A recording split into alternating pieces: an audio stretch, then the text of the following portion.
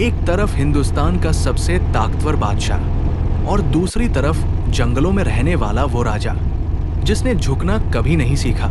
साल 1576 मुगल बादशाह अकबर पूरे भारत पर राज करना चाहता था। राजाओं को हराकर उन्हें अपने अधीन करना उसका सपना था।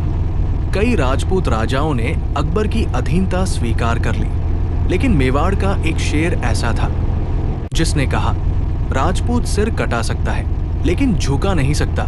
उस वीर का नाम था महाराणा प्रताप। महाराणा प्रताप मेवाड़ की आन, बान और शान। उनके लिए मातृभूमि सबसे ऊपर थी। ना उन्हें सोने के महल चाहिए थे, ना बादशाह की दोस्ती। उधर अकबर बार बार संदेश भेजता रहा, मेरी अधीनता स्वीकार कर लो, लेकिन प्रताप हर बार मना कर देते। अब टकराव तय था। 18 जून 1576 राजस्थान की हल्दी जैसी पीली मिट्टी वाली जगह, बैटल ऑफ हल्दी घाटी। यही होने वाला था इतिहास का सबसे वीर युद्ध। एक तरफ अकबर की विशाल सेना, हजारों सैनिक, हाथी, तोपें, घोड़े, और दूसरी तरफ महाराणा प्रताप की छोटी सी सेना, लेकिन उनके सैनिकों के सीने में आग थी। मुगल सेना का नेतृत्व कर रहे थे मन सिंह आए। सुबह का समय था। जैसे ही रणभेरी बजी, धरती कांप उठी। महाराणा प्रताप अपने नीले घोड़े चेतक पर सवार थे, हाथ में भारी भाला, आंखों में क्रोध। उन्होंने सीधा हमला बोल दिया। प्रताप जिस तरफ बढ़ते, मुगल सैनिक डरकर पीछे हट जाते।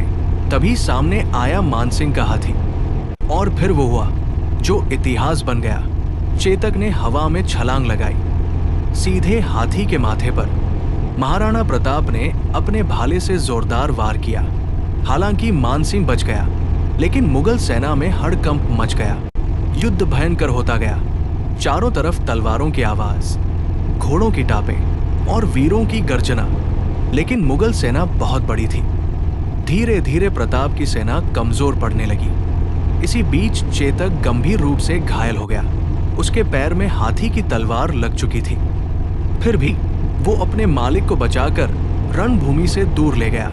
कहते हैं घायल चेतक ने आखिरी सांस लेने से पहले एक बड़ा नाला भी पार किया था, और फिर वो वीर घोड़ा हमेशा के लिए गिर पड़ा। महाराणा प्रताप अपने चेतक को देखकर रो पड़े, क्योंकि वो सिर्फ घोड़ा नहीं था, वो उनका सबसे सच्चा साथी था। युद्ध खत्म हुआ।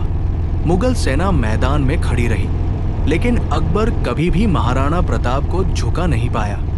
प्रताप ने जंगलों में रहकर संघर्ष जारी रखा, घास की रोटियां खाई, लेकिन अपनी मातृभूमि नहीं छोड़ी। आखिरकार उन्होंने मेवाड़ के कई हिस्से वापस जीत लिए। आज भी महाराणा प्रताप वीरता, स्वाभिमान और आजादी का प्रतीक माने जाते हैं, क्योंकि इतिहास याद रखता है ताकतवर राजा को नहीं, बल्कि उस योद्धा को जो आखिरी सांस तक अपने सम्मान के लिए लड़ा। महाराणा प्रताप हारकर भी अमर हो गए, और अकबर जीतकर भी उन्हें झुका न सका।